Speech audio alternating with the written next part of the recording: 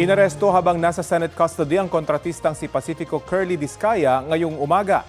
Para yan sa kasong malversation of public funds kaugnay sa halos 54 million pesos na flood control project sa Barangay Bulusan, Kalumpit, Bulacan.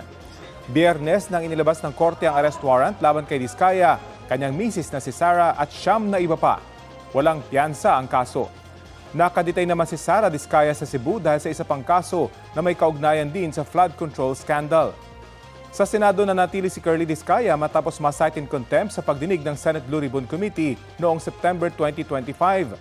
Ayon sa abogado ni Curly Discaya, nalulungkot ang kanyang kliyente sa kinahantungan ng kanyang pamilya para sa pagsasabi sa umanay katotohanan.